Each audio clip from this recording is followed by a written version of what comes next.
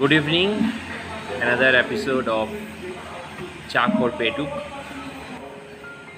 সকলকে আবার বলছি ফালতুদা ইউজলেস চ্যানেলটা সাবস্ক্রাইব করুন।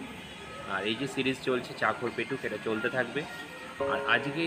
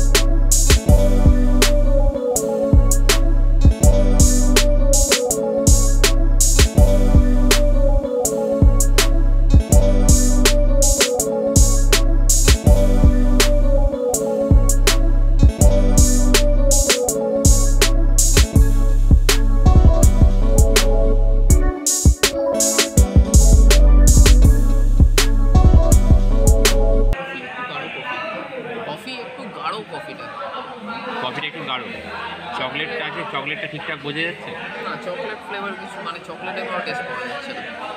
ওকে,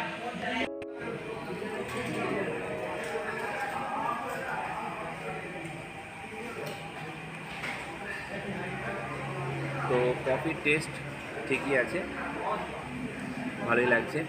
আর চকলেট ফ্লেভারটাও আছে। তবে যেটা মেনলি ব্যাপারটা আসছে, যারা ছোটোবেলায় কমপ্লেন খেতে চকলেট ফ্লেভারে, তাদের আবার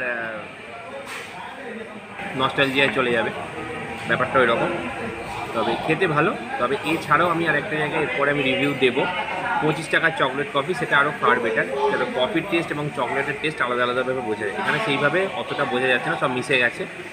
তো যেটা আমি প্রথমেই বললাম, প্রথমে আমি কফিটা দেখেছিলাম, কফিটাকে দেখে ওপর থেকে চকলেট কফি খুব একটা মনে হচ্ছিল না। তবে হ্যাঁ, চকলেট আছে এটাতে, তো একদম ওয়েস্ট অফ মানি বা এরকম কিছু নয়। 60 টাকা দিয়ে যেটা দিচ্ছে সেটা যথেষ্ট রিজনেবল, ঠিকই আছে। পরিমাণটা অনেকটা বেশি, এত বড় কাপ।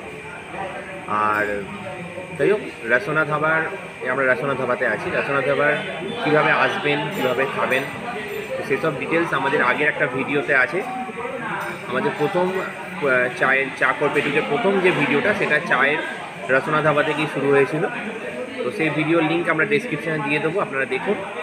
আর আমাদের চ্যানেলটি সাবস্ক্রাইব করে রাখুন, লাইক করুন ভিডিওটা, এবং আমাদের পরবর্তী ভিডিওগুলি এর পর আবার আসবে। দেখতে থাকুন, আমাদের সাথে থাকুন।